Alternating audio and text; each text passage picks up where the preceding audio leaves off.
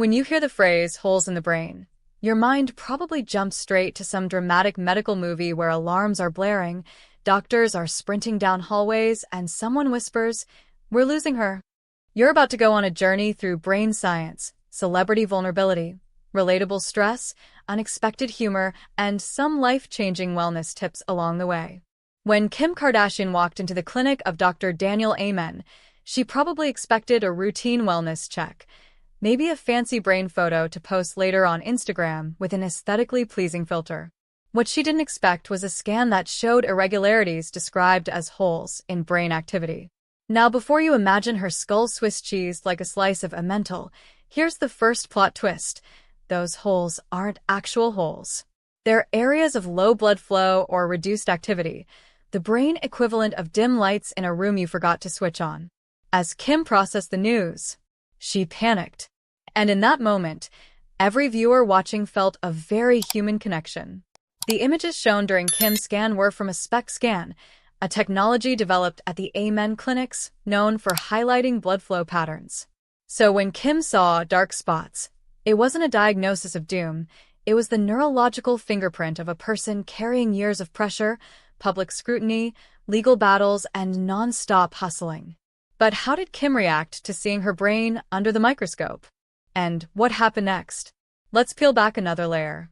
When the doctor revealed the concerning areas, Kim did what many of us do when we feel exposed. She made jokes. Nervous jokes. Deflective jokes. Then she went quiet. So, how does stress actually carve its fingerprints into your brain? And could the same thing be happening to you without your knowledge? Stress isn't always loud. Sometimes it whispers. Sometimes it shows up in the brain before you feel it in your body. When Kim's scan revealed low activity zones, it sparked a conversation about the long-term effects of being in fight-or-flight mode for years. Your brain might be dimming lights too. Here's what chronic stress really does. Reduces oxygen flow. Brain cells become sluggish. Overloads emotional centers, especially the amygdala. Hello, anxiety. Disrupts memory and clarity. So Kim's scan wasn't unusual. It was a reminder that stress is the great equalizer. It does not care who you are. She leaned into practices recommended by her doctor. Before you say, "Well, I don't have access to Hollywood medical experts," here's the plot twist. Nearly everything Kim was told applies directly to everyday life. Here's how to protect your brain starting today. No paparazzi required. Break the overthinking cycle. Ask yourself, is this a now problem or a brain-made-up problem? You'd be shocked how often your brain lies to you when stressed. Reclaim sleep like your life depends on it. Because it does. Sleep repairs low activity zones and resets emotional wiring. The scan showed functional patterns, not structural damage. These activity dips are common. They are improvable. They reflect stress, not disease. And anyone could have similar results. Ironically, by sharing her results, Kim helped normalize conversations about brain health, something many people avoid until they're already overwhelmed. Kim's scan wasn't a medical scandal. It was a wake-up call. It showed that stress leaves footprints.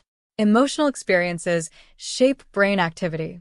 If Kim Kardashian, with all her resources, discipline, glam squads, and wellness routines, can discover hidden stress patterns in her brain, imagine what yours might be carrying silently. You deserve to feel whole. You deserve a brain that lights up, not one running on low battery mode. Your transformation can start right now. Take one deep breath. Pick one small habit to change. Tell one person how you feel. Give your brain a moment of peace. And if this article made you think, even a little, about your mental, emotional, or neurological well-being, drop a comment, share your thoughts, or send this to someone